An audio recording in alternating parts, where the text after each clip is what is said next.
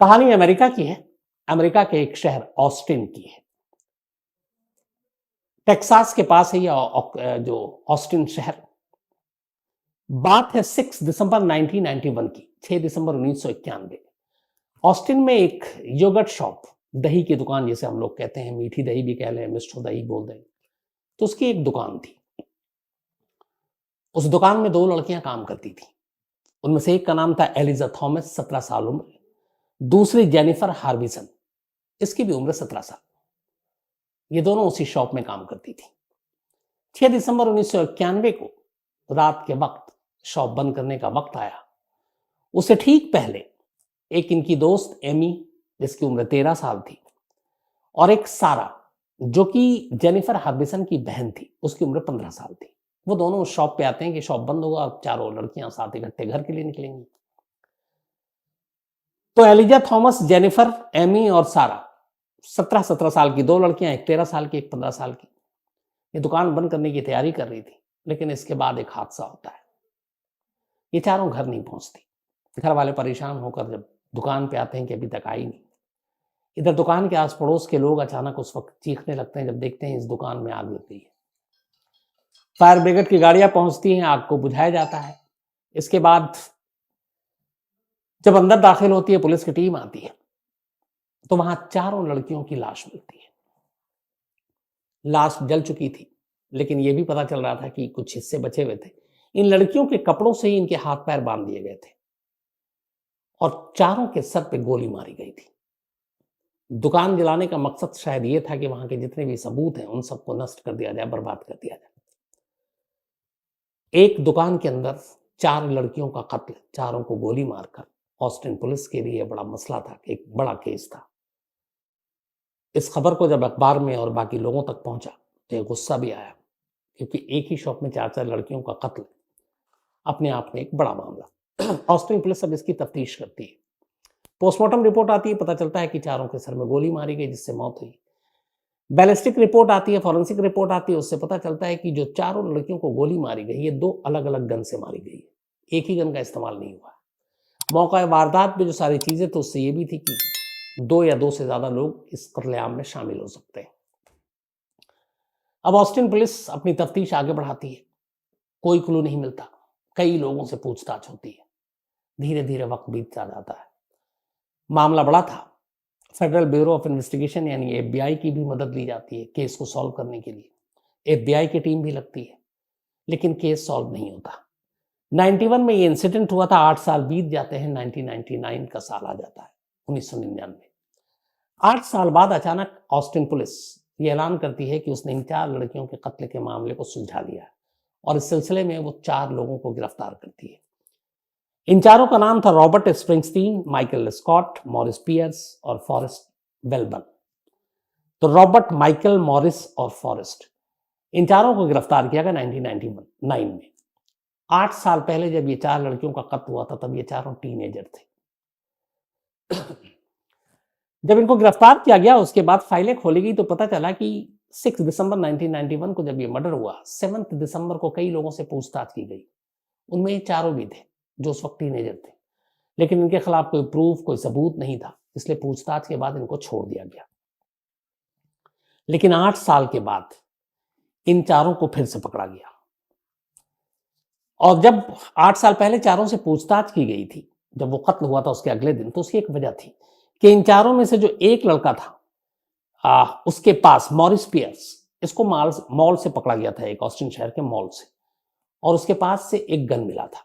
.22 calibre का ये gun उस क्राइम सीन, जो क्राइम हुआ था, जो 2 अलग अलग पिस्टल से चारों लड़कियों को गोली मारी गई थी, उनमें से एक पिस्टल की रिपोर्ट आई थी कि वो .22 कैलिबर का ही गन था, और उस मॉल के पास से पियर्स से यही .22 कैलिबर गन बरामद हुआ। तो पुलिस को लगा कि इसी गन का इस्तेमाल उस क्राइम में हुआ है। तो उसकी पूछताछ के बाद चारों लड़कों को गिरफ्तार किया गया। गिरफ्तारी के बाद इनसे पूछताछ हुई, लेकिन 8 साल पहले हुए उन चारों कत्ले का कोई रिश्ता इन चारों से, या कोई सबूत, प्रूफ, कोई फॉरेंसिक एविडेंस पुलिस कलेक्ट नहीं कर पाई। मजबूरी में इन चारों को छोड़ देना पड़ा। तो 1999 में ऑस्टिन पुलिस ने 8 साल बाद पहली बार 4 लोगों को पकड़ा, अरेस्ट किया, कहा कि केस सॉल्व हो गया है, लेकिन बिना प्रूफ के, बिना सबूत के अदालत में वो उनको गुनहगार नहीं ठहरा पाई और ये चारों छूट गए। अब बड़ी बेइज्जती हुई ऑस्टिन पुलिस की। कुछ महीने बीते, 1999 का ही था, तभी एक नई टीम आई, इन्वेस्टिगेटिव टीम, जिसको कहा गया इस केस को सॉल्व करो। उस नई इन्वेस्टिगेटिव टीम ने फिर से रिसर्च किया पूरा, और उसकी भी जाकर आकर सारा चीज ठहर गई इन चारों पर कि यही चारों कातिल हैं। अब नई टीम ने फिर से इन चारों को गिरफ्तार किया। चारों को गिरफ्तार करने के बाद पूछताछ की। पूछताछ के बाद रॉबर्ट स्प्रिंगस्टीन और माइकल स्कॉट, ऑस्टिन पुलिस ने दावा किया कि इन दोनों ने, रॉबर्ट और माइकल ने, इकबाल जुर्म कर लिया है। यानी उन्होंने मान लिया है कि 6 दिसंबर 1991 को चारों लड़कियों को इन दोनों ने ही मारा था। इनके इकबाल जुर्म के बाद जो बाकी 2 बचे हैं, मॉरिस पियर्स और फॉरेस्ट वेलबर्न, इन दोनों को पुलिस ने बरी कर दिया और छोड़ दिया, क्योंकि अब 2 के कन्फेशनल स्टेटमेंट थे। अब उन दोनों को छोड़ दिया और इन दोनों को, जिनके स्टेटमेंट थे इकबाल जुर्म था, इन दोनों के ऊपर मुकदमा चलाया। मुकदमा चला अदालत में। मुकदमे के दौरान इन दोनों को सजा भी हो गई। मान लिया गया कि यही दोनों उन चारों लड़कियों के कातिल थे। लेकिन इस सजा के कुछ वक्त के बाद इस सजा को कोर्ट में फिर से चुनौती दी गई, चैलेंज किया गया। और ये सजा किस ग्राउंड पे दिया गया था, वो ये कि इन दोनों ने इकबाल जुर्म किया और दोनों ने एक दूसरे के बारे में कहा कि इसने गोली मारी और उसने कहा इसने गोली मारी। यानी कि रॉबर्ट कह रहा है कि माइकल ने गोली मारी और माइकल कह रहा है कि रॉबर्ट ने मारी। तो दोनों के इकबाल जुर्म कोर्ट में रखा गया, कोर्ट ने सजा सुना दी।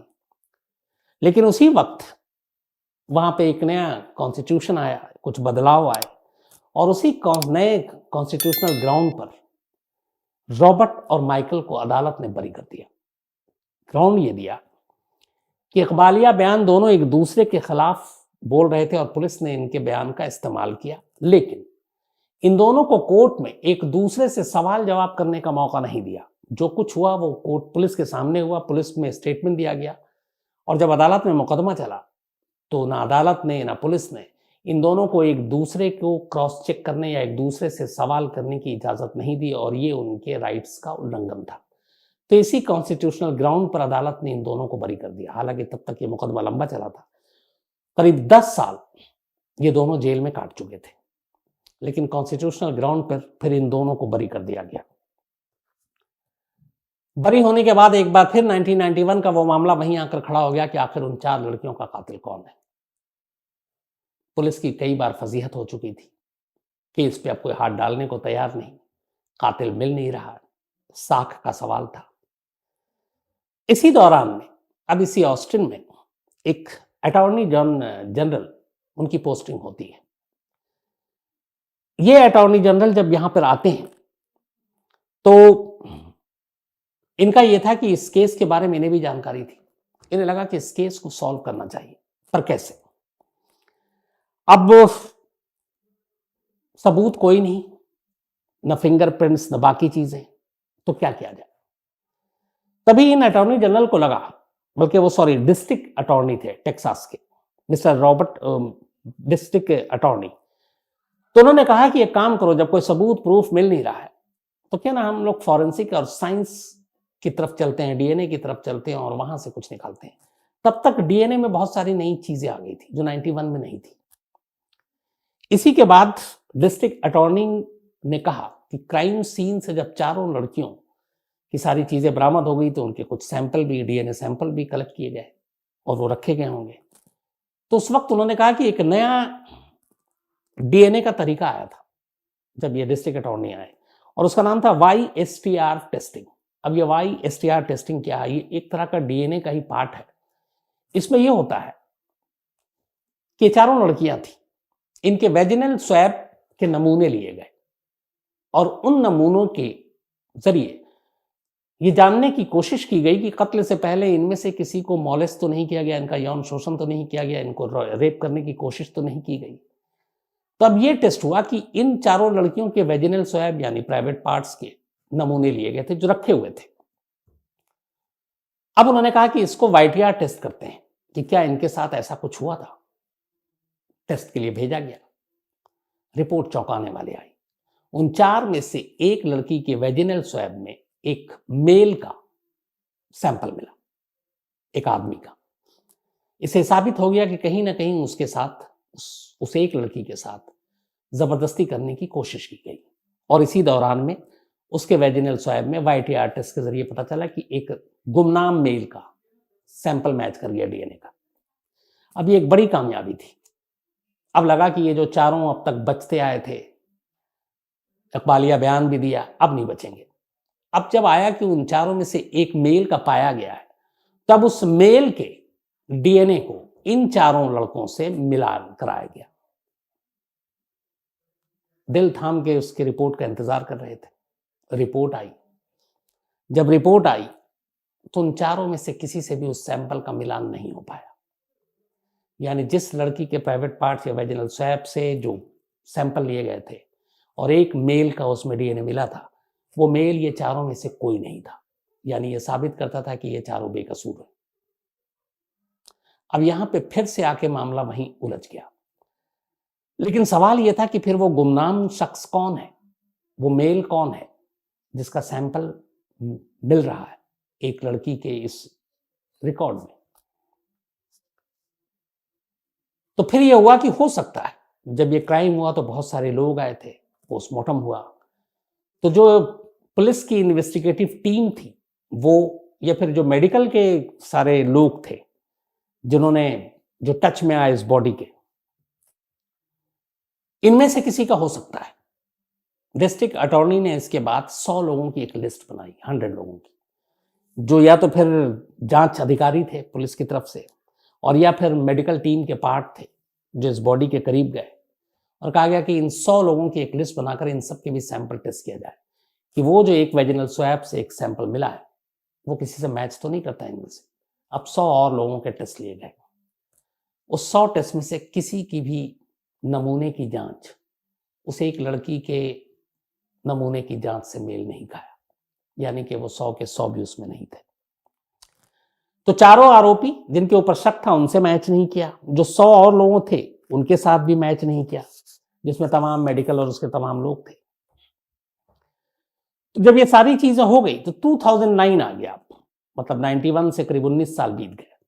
2009 में आखिरकार 2 को तो पहले ही बरी कर दिया गया था, 2 ने इकबाल जुर्म किया था तो उसे सजा हुई थी। लेकिन 2009 में रॉबर्ट स्प्रिंगस्टीन और माइकल स्कॉट, इन दोनों पे लगे तमाम इल्जामों को कोर्ट ने वापस हटा दिया।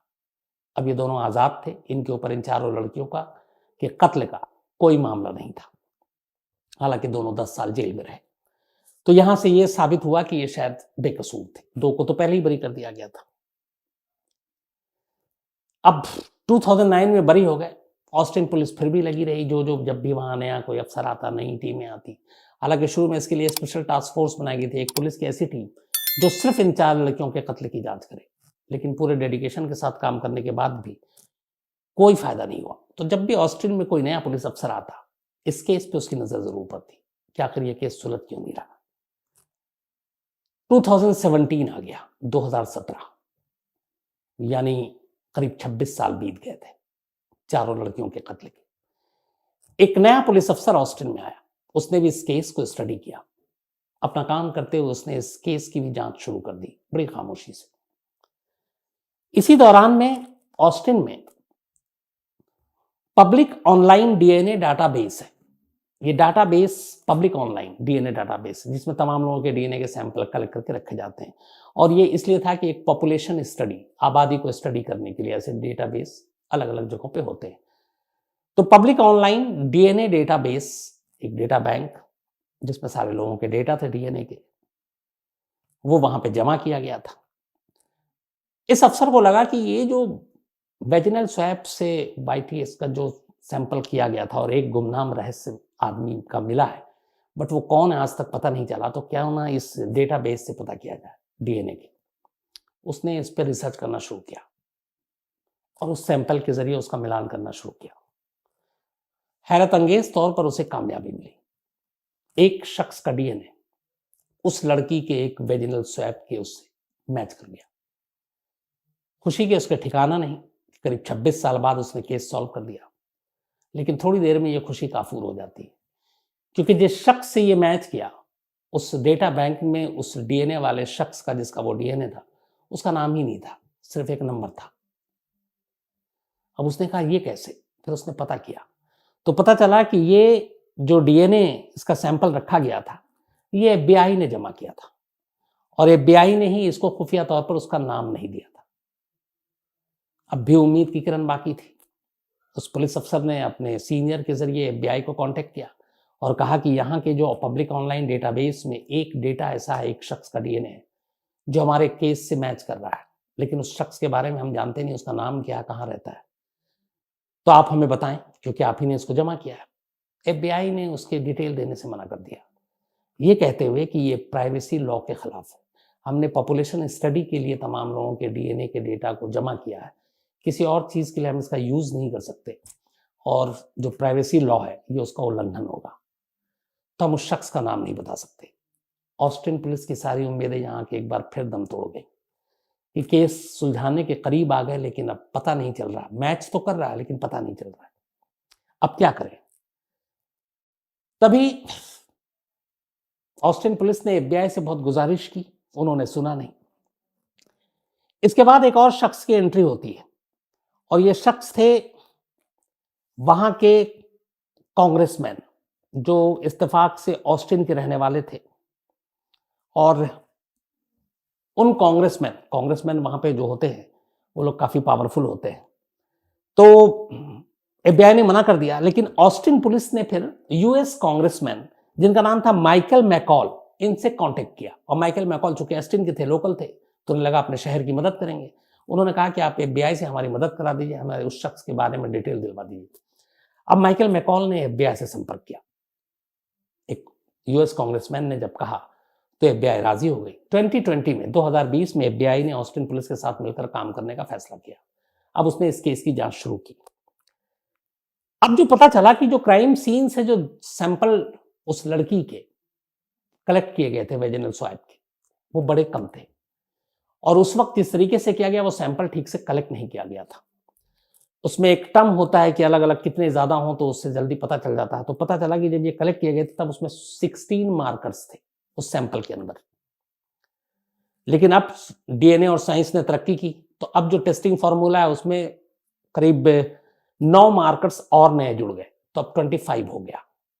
मतलब इस केस को सुलझाने में आप ऐसे समझिए कि ज्यादा मददगार होगी। लेकिन इन 25 मार्कर्स के साथ नए सिरे से जांच करके साइंटिफिक तौर पर पता करने की कोशिश की गई कि वो कौन है। तो पता चला कि जो एफबीआई ने डेटा दिया था उस गुमनाम शख्स का, जिसको पहले ऑस्टिन पुलिस ने कहा मैच कर रहा है, वो पुख्ता तौर पर नहीं कहा जा सकता था कि उसी शख्स का है।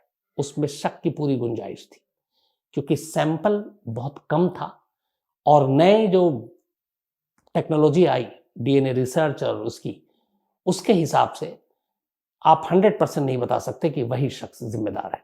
तो जब आप खुद ही कंफर्म नहीं 100%, तो आप उसको गिरफ्तार नहीं कर सकते, ये लॉ है। तो अब ये क्लियर हो गया कि उस डीएनए में जिस ऑस्टिन पुलिस अफसर को मिला था डेटाबेस से, 100% आप उसके ऊपर उंगली नहीं उठा सकते। एक बार फिर मामला लटक गया।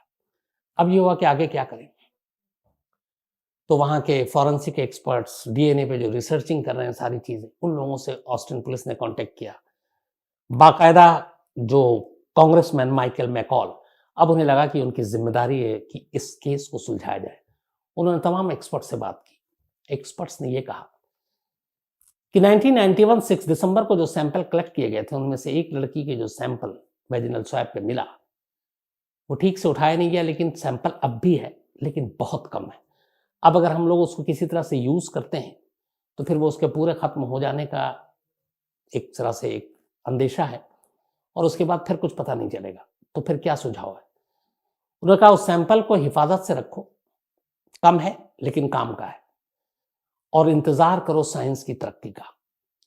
जैसे ही साइंस और तरक्की करेगा, डीएनए के रिसर्च में और तेजी आएगी, डीएनए का और बेहतर रिजल्ट आएगा, उस वक्त ये थोड़ा सा भी सैंपल ये बता देगा कि वो जो रहस्यमय डीएनए एक मेल का मिला है, एक पुरुष का मिला है उस एक विक्टिम के अंदर से, वो शख्स कौन है। और ये शर्तिया पता चलेगा, लेकिन इस वक्त नहीं। थोड़ी सी और साइंस की तरक्की, डीएनए की तरक्की, इसका इंतजार कर रहे हैं। और कांग्रेसमैन ने ये बाकायदा स्टेटमेंट दिया वहां के अखबार में, ये 2020 की बात है, कि उन्हें यकीन है कि एक न एक दिन ये केस जरूर खुलेगा और इसी साइंटिफिक तरीके से खुलेगा, इसी डीएनए के जरिए खुलेगा। लेकिन बस इंतजार ये है कि साइंस तरक्की कर ले। 33 ईयर्स, 33 साल हो गए इन 4 लड़कियों के कत्ल की बात को, लेकिन 33 साल में अब भी ये रहस्य है। लेकिन जिस तरीके से ऑस्टिन पुलिस अब भी इस केस को नहीं छोड़ी है, काम कर रही है, वहां के जो बाकी लोग उसमें मदद कर रहे हैं, उससे उन सभी को यकीन है कि चाहे वक्त लगे, आने वाले और कुछ महीने लगे, कुछ और साल लगे, लेकिन एक ना एक दिन इन 4 लड़कियों का गुनहगार, 4 लड़कियों का कातिल कानून के शिकंजे में होगा। और उन्हें यह न सिर्फ यकीन है बल्कि पूरा भरोसा भी है। तो मैं भी यही चाहूंगा कि वो दिन आए और फिर पता चले कि साइंस ने जब तरक्की की, डीएनए के रिसर्च में और तरक्की हुई, डीएनए और बेहतर हुआ, और फिर उस गुमनाम रहस्यमयी मेल के बारे में पता चल सके जिसका सैंपल एक विक्टिम के पास से मिला है। तो ये थी कहानी एक शहर की पुलिस की के ऊपर। इंसानी लालच, इंसानी सोच ने इस दुनिया में बहुत सारे हादसों को जन्म दिया। लेकिन क्या आप यकीन करेंगे कि सिर्फ 3 साल, सिर्फ 3 ईयर्स के अंदर कीड़े मकोड़े करीब 3 से 4.5 करोड़ इंसानों की जान ले लें। 3 से 4.5 करोड़। और ये हुआ है और ये दुनिया जानती है। पता नहीं, आप में से बहुत सारे लोगों को शायद ये कहानी नहीं मालूम, कुछ लोगों ने फरमाइश की थी, तो मैंने कहा कि आज ये कहानी आपके सामने रखूं। द ग्रेट स्पैरो कैंपेन, ये चीन से निकली वो एक कैंपेन है जिसने चीन के इतिहास में एक काला अध्याय लिखा है। चीन में परिंदों को, चूहों को, इन सब लोगों को या इन सब चीज़ों को मारने का एक इंसानी सोच, एक आइडिया आया, और उसके बाद बदले में कुदरत ने क्या किया, ये कहानी है उसकी। बात है 1958 की। एक चीन के महान क्रांतिकारी नेता हुए थे माओ जेडोंग। माओ जेडोंग के ही दिमाग की एक उपज थी। उस वक्त चीन 1960 के आसपास की बात है। चीन इकोनॉमी के रूप में, आर्थिक अगर हम उसकी हालत देखें, अर्थव्यवस्था वहाँ की देखें, फाइनेंशियल, तो चीन से ऊपर ब्रिटेन था। आज अमेरिका सुपर पावर है, लेकिन 60s में ब्रिटेन एक ताकत हुआ करता था और अर्थव्यवस्था में भी वो सुपर पावर था। उस वक्त सबसे ज़्यादा बेहतर इकोनॉमी थी वो ब्रिटेन की थी। नंबर 2 पे अमेरिका था और नंबर 3 पे चाइना खुद को मानता था। तब उस वक्त के जो संस्थापक थे पीपल्स रिपब्लिक चीन में, माओ जेडोंग की ये सोच थी कि अगर कुछ चीज़ें ऐसी करें, कुछ ऐसे क्रांति लाए देश में अपने, तो उन्होंने एक हिसाब लगाया था कि 15 साल के अंदर अंदर वो अमेरिका को पीछे छोड़कर नंबर 2 पर आ जाएंगे इकोनॉमी में, ब्रिटेन के बाद। और उसके बाद सब कुछ ठीक ठाक रहा तो ब्रिटेन को भी पछाड़ देंगे और चीन दुनिया का सबसे ताकतवर देश होगा, चीन दुनिया का सबसे खुशहाल देश होगा, चीन के पास सबसे ज़्यादा पैसे होंगे, अर्थव्यवस्था उसकी सबसे मजबूत होगी। और ये उपज माओ जेडोंग के दिमाग की थी कि चीन को कैसे सबसे ताकतवर बनाना है, कैसे इसको बहुत ही अमीर धनवान देश बनाना है। इसी के बाद कुछ चीज़ें उन्होंने सोची और इसी से ये निकलती है ये पूरी कहानी, द ग्रेट स्पैरो कैंपेन। अब चीन को ब्रिटेन और अमेरिका से आगे निकलना है और उसके लिए कुछ करना है। तो उन्होंने उस वक्त एक नारा दिया, the great leap forward. The great leap forward का नाम दिया गया इस आंदोलन का, जिसके ज़रिए चीन को सुपर पावर बनाना है, मतलब आगे की ओर एक महान छलांग। द ग्रेट लीप जो फॉरवर्ड है, इस कैंपेन को नाम दिया। लेकिन उन्होंने सोचा नहीं था कि वो दिमाग में जो उनके चल रहा है चीन को एक मजबूत देश बनाने का, उसका नतीजा क्या होगा, उसका अंजाम क्या होगा, कैसे करोड़ों लोग भूख से मारे जाएंगे, कैसे चीन के इतिहास का काला पन्ना होगा। अब उन्होंने एक मैप बनाया कि चीन को कैसे तरक्की के रास्ते पर ले जाना है। जब मैप बनाया, सारी चीज़ें हुई, तो पता चला कि उस वक्त चीन जैसे हमारा भारत है, कृषि प्रधान देश है, एग्रीकल्चर वहाँ का मेन है और एग्रीकल्चर के ज़रिए बहुत कुछ कमाया जा सकता है। तो सामाजिक और आर्थिक बदलाव के लिए एग्रीकल्चर पे फोकस किया गया। अब उस पर रिसर्च किया गया कि एग्रीकल्चर पे हम आगे कैसे जा सकते हैं। तो ये हुआ कि फसलों की अगर सही उपज हो और फसलों की सही पैदावार के साथ उसे सही तरीके से इस्तेमाल किया जाए तो चीन की इकोनॉमी में वहाँ की फसल, वहाँ का एग्रीकल्चर एक बहुत बड़ा रोल प्ले कर सकता है। लेकिन कुछ चीज़ें थी इस रिपोर्ट में आई जिसकी वजह से जो हो रहा था कि फसल बर्बाद होते हैं। अब फसल बर्बाद होते हैं तो उसके बारे में फिर पता किया गया क्यों बर्बाद होते हैं। तो सारी चीज़ें सामने आई। उसके बाद उसको नाम दिया गया 4 किट कैंपेन, 4 किट कैंपेन। अब ये 4 किट कौन थे? एक गौरैया, आपको पता है ये चिड़िया, चूहे, मक्खी और मच्छर। माओ जेडोंग का कहना था कि अगर ये 4 किट को सफाया कर दें हम तो इससे काफ़ी चीन की इकोनॉमी बेहतर हो सकती है, क्योंकि ये सभी मानव जाति के दुश्मन हैं, हमारी फसलों के दुश्मन हैं, हमारी पैदावार के दुश्मन हैं। तो इसलिए इनको मार देना चाहिए, गौरैया को, चूहे को, मक्खी को और मच्छर को। और उनका ये भी था बल्कि सोच कि बाकी भी जो कीड़े मकोड़े हैं उनका कोई मतलब नहीं है, उनका कोई इस्तेमाल नहीं है, कोई यूज़ नहीं है, इसलिए इन सबको मार देना चाहिए। और रिसर्च किया चीनी साइंटिस्ट के ज़रिए तो पता चला कि वहाँ की जो गौरैया है, गौरैया एक तस्वीर के ज़रिए मैं आपको दिखाऊंगा, तो पर गौरैया चीन में एक साल में करीब 4.5 किलो अनाज खा जाता है। मतलब 4.5 किलो अनाज एक गौरैया एक साल में खा जाती है। तो अब करोड़ों गौरैया हैं तो उस हिसाब से कितने अनाज खाती होंगी अगर एक 4.5 किलो खा रही है तो यहीं से ये एक सिलसिला शुरू हुआ कि अगर गौरैया को मार दिया जाए तो कितने अनाज चीन में बचेंगे और फिर कैसी इकोनॉमी उसकी अच्छी होगी।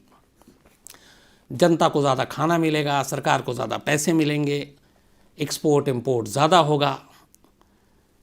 तो इसी के बाद ये तय हुआ कि सबसे पहले शुरू करते हैं द ग्रेट स्पैरो कैंपेन, और इसके तहत इस गौरैया को और बाकी कीड़ों मकोड़ों को मारने का काम शुरू किया जाए। और इसकी गाज गिरी सबसे ज़्यादा मासूम चिड़ियाओं पर।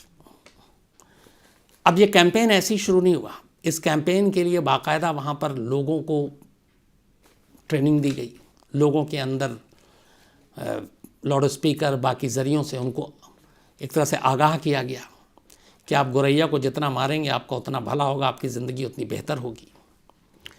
गौरैया विरोधी सेना बनाई गई, यानी चिड़िया विरोधी सेना बनाई गई बाकायदा इस काम के लिए। चिड़ियाओं को मारने के लिए चीन की सरकार ने एक स्पेशल फोर्स बनाई। स्कूलों में, कॉलेजों में, कारखानों में, बाज़ारों में चिड़िया को मारने की एक मुहिम चलाई गई चीन में, और ये सब 58 में शुरू हुआ। और उस वक्त एक नारा था बड़ा फेमस चीन में, चीनी भाषा में, हिंदी में उसका तर्जुमा ये है कि गौरैया को मिटाना है और चीन को चमकाना है। गौरैया को मिटाना है और चीन को चमकाना, ये नारा दिया गया। अब चीनी लोगों ने सरकार की इस मुहिम में साथ देना शुरू किया, क्योंकि उनको समझाया गया, उनका ब्रेन वॉश किया गया कि आपकी आर्थिक हालत बदलेगी, आपके पास ज़्यादा पैसे आएंगे, आपके अनाज से ज़्यादा मुनाफा होगा। अब 1958 में चीन सरकार की इस ऐलान के बाद चिड़ियाओं के पीछे इंसान पड़ गया। उन्होंने क्या किया कि जहाँ पे जो भी चिड़िया देखे ट्रेनिंग दी गई, मारो। अब चिड़िया तो आसमान में है, इंसान ज़मीन पर। तो लोगों ने जो सारा रिसर्च हुआ था उसमें ये था कि डमरू बजाओ, ढोल बजाओ, शोर करो। शोर से चिड़िया अपनी जगह पे कभी बैठती नहीं है, उड़ने लगती है। अब उसके बाद चिड़िया जब भी कोई बैठने की कोशिश करती, ये लोग ढोल नगाड़े बजाना शुरू कर देते, चिड़िया डर से फिर आसमान में उड़ने लगती। तब तक ये लोग बजाते रहते जब तक कि चिड़िया आसमान में उड़ते उड़ते थक न जाए और थक कर नीचे न गिर जाए। और जैसे ही नीचे गिरती या तो खुद मर जाती या लोग मार देते। ये सिलसिला शुरू हुआ कि चिड़िया को बैठने नहीं दिया गया, चिड़िया के तमाम घोंसलों को तोड़ दिया गया, बर्बाद कर दिया गया, ताकि वो कहीं रहे नहीं। हर तरफ एक अजीब शोर, एक अजीब नगाड़ा बजने लगा। चिड़िया खौफजदा होकर आसमान में उड़ने लगी। लेकिन कब तक? उसकी भी सांसें हैं, उसकी भी स्टेमिना है, हम इंसान थक जाते हैं। तो जब भी उसे लगता कि अब बस इससे ज़्यादा हम परवाज़ नहीं कर सकते, ज़्यादा उड़ नहीं सकते, मजबूरन वो ज़मीन पर आ जाती या गिर जाती बेहोश होकर, और यहाँ इंसान फिर उसे अपने पैरों से कुचल देते या किसी और चीज़ से मार देते। और इस तरीके से एक एक कर अब चिड़िया मारी जाने लगी। पहले ही दिन कहते हैं कि चीन के अंदर करीब 2 करोड़ गोरैया को अलग अलग जगह इस कैंपेन के नाम पर मार दिया गया। पहले ही दिन, जिस दिन ये कैंपेन शुरू हुआ, हर तरफ चिड़िया को आसमान में उड़ने के लिए मजबूर किया जाता, नीचे आने पर जान चली जाती। अब धीरे धीरे ये हुआ कि हर दिन ये कैंपेन चला, 2 करोड़ से 4 करोड़ 5 करोड़, और लोग, ख़ास तौर पर चिड़िया के लिए बनाई गई सेना, आम लोग, सरकार का आदेश, ये सब मिलकर उसे मारने लगे। लगातार मारने की वजह से ये हुआ कि कुछ दिन के बाद ही गोरैया खत्म, एक तरह से ये लुप्त होती गई। पागलपन छा गया था अब लोगों पर। अब उन्होंने चिड़िया के साथ साथ बाकी जो पक्षी थे, बाकी परिंदे थे, उनको निशाना बनाना शुरू कर दिया कि हो सकता है इनसे भी हमारी ज़िंदगी बेहतर हो जाए, हमें पैसे और मिलें, हमारे अनाज बर्बाद ना हो। तो बहुत सारे चिड़िया के साथ साथ दूसरी जो पक्षियाँ, परिंदे, वो भी ख़त्म होते गए। 1960 आते आते ग्रेट जो स्पैरो अभियान था उसको कामयाब करार दिया गया चीन में। 58 में शुरू हुआ और 2 साल के अंदर अंदर लगभग चिड़िया ख़त्म, चिड़िया के साथ बहुत सारे और पक्षियाँ ख़त्म। सरकार बड़ी खुश कि चलो हमने एक मुहिम हासिल कर ली, अब ग्रेट ब्रिटेन को हम छोड़ेंगे इकोनॉमी में, अमेरिका को पीछे छोड़ेंगे, हम देश के सबसे ताकतवर बनेंगे, सबसे धनवान बनेंगे। लेकिन यहीं पे इंसान एक गलती कर गया। कुदरत ने जितनी चीज़ें बनाई हैं इस धरती पर, चाहे वो इंसान हो, जानवर हो, कीड़े मकोड़े हों, पक्षी हों, परिंदे हों, पेड़ हो, नदी हो, नाले हों, पहाड़ हों, ये सब एक पर्यावरण को संतुलन देने के लिए बनाए गए हैं। हर चीज़ की अपनी एक खासियत है। हर चीज़ यहाँ पे इसलिए बनाई गई है ताकि उससे कोई फ़ायदा हो। बेवजह कोई भी चीज़ ऊपर वाले ने इस दुनिया में नहीं भेजी। हम बहुत सारी चीज़ें समझते हैं बेकार है, बर्बाद है, ऐसा नहीं है। हर एक का कोई ना कोई काम है। तो अब सारी चिड़ियाओं और बाकी पक्षियों को मार दिया गया। कैंपेन एकदम सक्सेसफुल हो गया। लेकिन अब हुआ ये कि अचानक चीन में कीड़े मकोड़ों की बाढ़ आ गई। टिड्डियों के दल ने अचानक खूंखार रूप अपना लिया। चिड़िया तो गई, लेकिन टिड्डियों का दल पूरा, चिड़िया हमेशा जब हमला करती हैं, आपको याद है, तो पूरे एक झुंड में, एक ग्रुप में करती हैं। हमारे यहाँ भी लास्ट ईयर, पिछले साल भी दिल्ली, राजस्थान, एमपी में बहुत बड़े तौर पर, पैमाने पर इन्होंने हमला किया। और जब ये झुंड में आते हैं तो एक साथ कई कई हेक्टेयर खेत को निगल कर चले जाते हैं। और टिड्डियाँ बड़ी ख़तरनाक होती हैं जब ये झुंड में होती हैं। तो पूरे चीन में टिड्डियों के दल ने अचानक खेत खलिहानों पर हमला करना शुरू कर दिया। जो एक चिड़िया एक साल में 4.5 किलो अनाज खा रही थी, टिड्डियों का एक दल एक दिन में कई हेक्टेयर अनाज चट कर जाता। किसान परेशान, फसल लहलहा रहे हैं, लेकिन एक ही रात में वो सुबह उठें तो देखें कि खेत गायब, सारा टिड्डियाँ खा गई। चंद घंटों में हज़ारों हेक्टेयर ज़मीन पे लगी फसल टिड्डियाँ खा रही। खेत खलिहान इससे सूखने लगे, अनाज सब गायब हो गए। अब टिड्डियों के हमले, कीड़े मकोड़े की बाढ़ आ गई। अब उनसे बचने के लिए एक से एक पेस्टिसाइड इस्तेमाल करना शुरू कर दिया कि इस खेत को बचाना है। अब उसकी वजह से ज़मीन ख़राब होने लगी। ज़मीन ख़राब हुई तो अब फसल नहीं हो रही है। हालात ये हो गए कि अगले 2 साल के अंदर चीन में खेती बाड़ी एक तरह से पूरी तरह बर्बाद हो गई। जिन चिड़ियाओं के वजह से उनको मारा गया, उन चिड़ियाओं का दूसरा रूप मिला टिड्डियों दल का हमला और ज़मीन पर कीड़े मकोड़े जो खेती को बर्बाद कर रहे थे। उस कीड़े मकोड़े से बचने के लिए अलग अलग तरह के वो सारे पेस्टिसाइड बनाए गए, लेकिन उसने ज़मीन को ख़राब कर दिया। तो धीरे धीरे ये हुआ कि खेती पैदावार बंद हो गई। अब यहीं से कुदरत का खेल होता है। होता यह है कि कीटनाशक छिड़काव किया, जो पेस्टिसाइड सारी चीज़ें, उससे खेती भी बर्बाद और अब नई फसल, नए अनाज भी नहीं हो रहे हैं। और फसलों को लगभग सड़ाना शुरू कर दिया इतनी ज़्यादा मात्रा में, क्योंकि कीड़े मकोड़े इतने ज़्यादा हो गए थे। और देखते ही देखते इसके बाद चीन में अकाल की हालत पैदा हो गई। तब पता चला कि ये जो ऊपर वाले ने चिड़िया और ये चूहे और बाकी सारी चीज़ें बनाई है, मच्छर मक्खी, इनका अपना अपना रोल है, अपना अपना काम है। ये लोग कीड़े मकोड़ों को भी खाते हैं, सिर्फ अनाज नहीं खाते हैं, और एक बैलेंस होता है पॉपुलेशन का। तो उन कीड़ों मकोड़ों को जो पक्षियाँ, जो परिंदे खाया करते थे, उन सबको गिन गिन कर, चुन चुन कर चीन की सरकार ने अपने लोगों से मरवा दिया। अब उन्हें तो ख़त्म कर दिया। जिन कीड़ों मकोड़ों को वो साल में खाती थी, वो कीड़े मकोड़े तय तादाद से ज़्यादा हो गए और ज़्यादा दिनों तक अब जिंदा रह रहे हैं। और वो कीड़े मकोड़ों, उनका क्या है घर, उनका क्या है भोजन, वही खेत खलियान, वही फसल। तो जिन कीड़े मकोड़ों के लिए ऊपर वाले ने चिड़िया, तमाम तरह के परिंदे चरिंदे बनाए, उनको इंसानों ने ताकतवर होने के लिए मार डाला। तो अब कीड़े मकोड़ों की शक्ल में उनकी मौत सामने आ गई। चीन में वो नौबत आ गई कि अकाल पड़ गया, लोग अनाज के लिए तरसने लगे, पूरे चीन में भूखमरी आ गई। अब ये पता लगाने के लिए कि आखिर ये जो गौरैया, चिड़िया, ये सब क्या योगदान देते हैं, और जब चीन को पता लगा कि नहीं, ये संतुलन को बना के रखते हैं पर्यावरण का, खेतों का, खलिहानों का, तब तक 3 साल हो गए थे।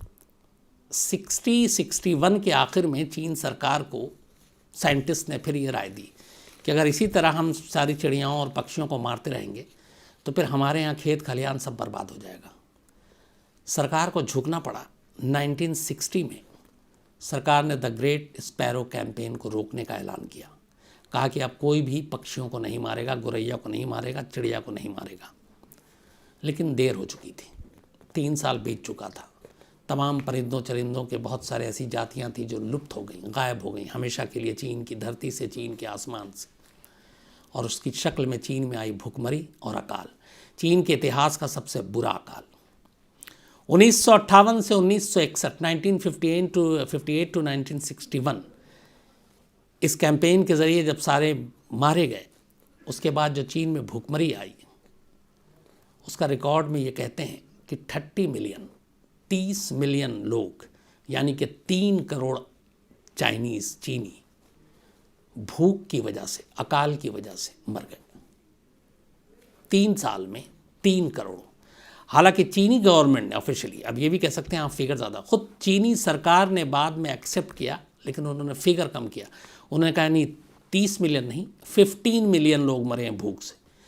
15 मिलियन मतलब 1.5 करोड़ लोग। ये चीनी सरकार का ऑफिशियल स्टेटमेंट है 1958 से 1961 तक, कि नहीं जी, 3 करोड़ नहीं बल्कि 1.5 करोड़ लोग मरे हैं। जबकि जितने वहाँ के लोकल उस वक्त जर्नलिस्ट, इंटेलेक्चुअल, साइंटिस्ट, उनका जो फिगर आया है वो है 45 मिलियन, यानी 4.5 करोड़ लोग 3 साल में भूखमरी की हालत में, अनाज ना मिलने की वजह से मारे गए, मर गए खाली पेट। 4.5 करोड़। एक चीनी जर्नलिस्ट यंग जिसेन, इन्होंने इस पूरे कैंपेन को बड़े करीब से देखा था। उस वक्त इनकी उम्र 25 साल थी जब ये द ग्रेट स्पैरो कैंपेन शुरू हुआ था। उन्होंने इस अकाल के ऊपर और इस द ग्रेट स्पैरो कैंपेन के ऊपर एक बुक लिखी जिसका नाम है टॉमस्टोन। ये चीन में आज भी बैंड है, क्योंकि इसमें पूरी डिटेल सच्चाई में लिखी गई है। इस बुक में उन्होंने इस पूरी कहानी का जिक्र किया है कि कैसे लोग पागल की तरह आसमान में परिंदों को तब तक उड़ाते थे नीचे शोर करके जब तक वो थक कर, बेहोश होकर, चकनाचूर होकर नीचे ना गिर जाए, और फिर उन्हें मारते थे। ऐसा था कि ज़मीन पर इतनी सारी चिड़ियाओं की लाशें थी कि लोग फिर उसको धागों में पिरोकर उसकी माला बनाते थे। ऐसी तस्वीरें हैं, कोशिश करूँगा ऐसी कोई तस्वीर हो तो मैं इस कहानी में आपको दिखाऊँ। पागल और एक जुनूनी के टाइप के लोग एक मासूम बेजुबान चिड़िया को मार मार कर इतने खुश होते थे, माला पहनते थे, माला पहनाते थे उनकी मुर्दा चिड़ियों के। तो टॉमस्टोन बुक में जो लिखा है उसमें जो फिगर दिया है इस जर्नलिस्ट ने चीन के, उसमें 36 मिलियन दिया, यानी 3.6 करोड़, 3 करोड़ 60 लाख लोग मारे गए इस कैंपेन में। ये किताब आज भी चीन में बैंड है और आज भी इस किताब को पढ़ने की इजाज़त नहीं है। तो चिड़िया, चूहा, मक्खी, मच्छर, इनके दम पर चीन को एक सुपर पावर बनाने की जो एक सनक, जो एक सोच 1958 में पैदा हुई, उसने 3 से 4.5 करोड़ इंसानों की जान ले ली। हालांकि चीन की सरकार बाद में इस पे लीपापोती करती है। उसने कहा कि ये हमारी गलतियों का नतीजा नहीं है, ये एक नेचुरल डिज़ास्टर था, एक प्राकृतिक आपदा थी, अकाल पड़ा था। और बहुत सारे देश में अकाल पड़ता है, ये कोई अनोखी चीज़ नहीं है। अकाल सूखा हमारे देश में भी पड़ता है। लेकिन उन्होंने इस बात को मानने से इनकार कर दिया कि जो उन्होंने द ग्रेट स्पैरो कैंपेन चलाई, उन्होंने चिड़ियाओं को, बाकी दूसरे पक्षियों को जिस तरीके से मारा, उसका असर था। जबकि जितने भी साइंटिस्ट, जितने भी एक्सपर्ट्स थे, उनका मानना था कि सारी चिड़ियाएँ, सारे परिंदे जब गायब हो गए, मार दिए गए, कीड़े मकोड़ों की तादाद बढ़ गई और उन्होंने फसलों को चाट लिया। टिड्डियों के दलों ने खेत को खाली कर दिया और इस जो पर्यावरण है उसका बैलेंस बिगड़ गया। और उसी बैलेंस बिगड़ने की वजह से ये अकाल आई, ये भूखमरी आई।